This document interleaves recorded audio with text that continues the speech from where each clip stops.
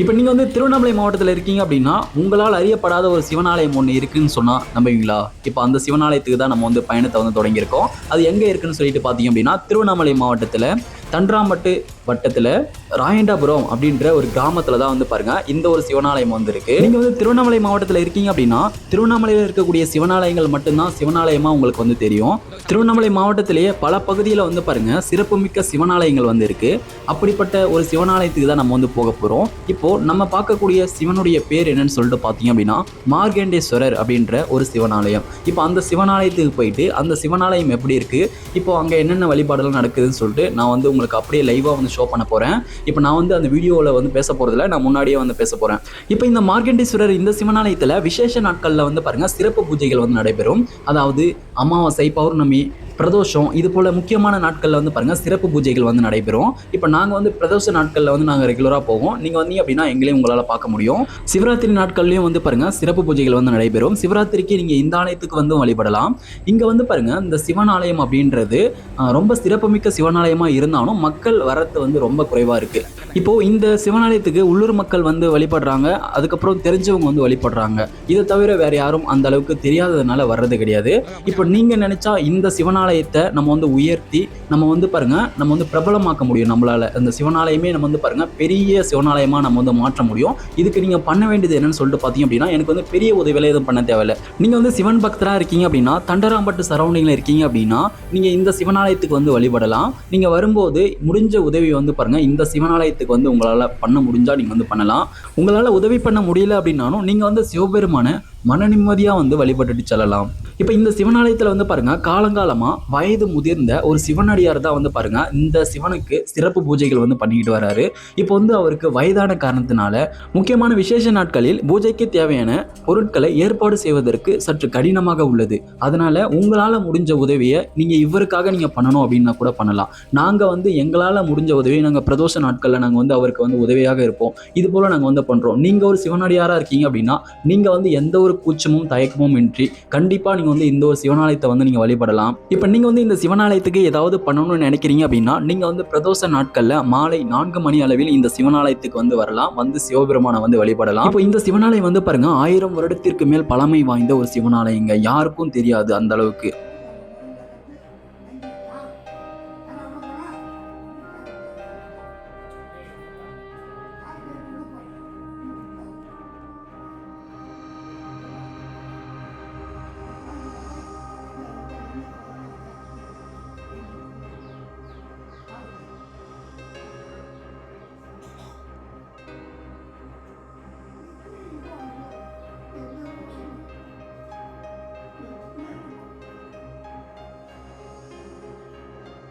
இப்போ இந்த திருவண்ணாமலை மாவட்டத்தில் இருக்கக்கூடிய இந்த ஒரு திருக்கோவில் ஏன் உங்களால் அறியப்படாமல் இருக்குது அப்படின்னா, இப்போ திருவண்ணாமலை மாவட்டத்தில் புகழ்பெற்ற ஒரு சிவனாலயம் அப்படின்னா அண்ணாமலையார் திருக்கோவில் சிவனாலயம்.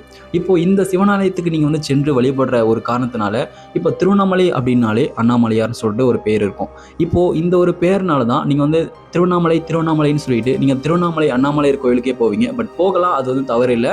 இருந்தாலும் நம்ம அருகில் உள்ள சிவனாலயத்துக்கு சென்று வழிபடுவது நமக்கு வந்து இன்னும் நம்மளுடைய நேரத்தை மிச்சப்படுத்துகிற மாதிரி இருக்கும். நம்ம வந்து சீக்கிரமாக ஒரு சிவனாலயத்தை சென்று நம்ம வந்து சிவபெருமான வழிபட்ட மாதிரியும் இருக்கும். உங்களுக்கு அண்ணாமலையார் திருக்கோவில் அப்படின்றது ரொம்ப தொலைவில் இருந்தாலும் இப்போ உங்களுக்கு அருகில் உள்ள இந்த திருக்கோவில் அப்படின்றது உங்களுக்கு அருகில் உள்ள திருக்கோவில். அதனால நீங்கள் வந்து சீக்கிரமாக வந்து இந்த திருக்கோவிலை தினமும் கூட வழிபடலாம். முக்கியமான நாட்களிலும் நீங்கள் வந்து தவறாமல் வழிபடலாம். ஆனால் இந்த சிறப்புமிக்க இந்த திருக்கோவிலில் முக்கியமான நாட்களில் மட்டுமே வந்து பாருங்க சிறப்பு பூஜைகள் வந்து நடைபெறுது.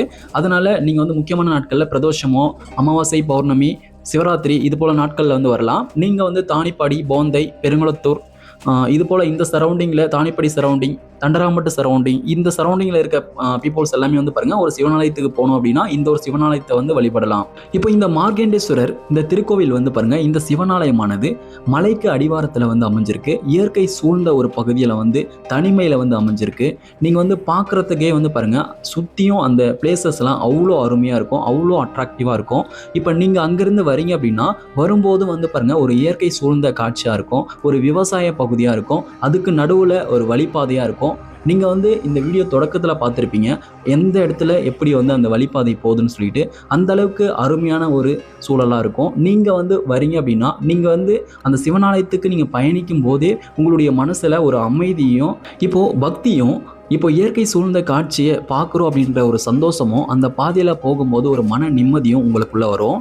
இப்போ நீங்கள் கோவிலுக்கு சென்று சிவபெருமானை வழிபட்டுட்ட பிறகு நீங்கள் வந்து ஒரு இயற்கை சூழ்ந்த அந்த காட்சியோடு, அந்த பறவைகளின் சத்தத்தோடு நீங்கள் அமைதியாக வந்து யாருடைய தொந்தரவும் இல்லாமல் நீங்கள் வந்து அமைதியாக உட்காந்து சிவபெருமானை நீங்கள் வந்து நோக்கி தியானம் பண்ணலாம். நம்மள எல்லாத்துக்கும் ஒவ்வொருத்தருக்கும் ஒவ்வொரு கஷ்டம் அப்படின்றது இருக்கும். இருக்கிறதுலே கஷ்டம் அதிகமானா மட்டும்தான் நம்ம வந்து கடவுள் அப்படின்ற ஒருவரை வந்து நம்ம தேடுவோம்.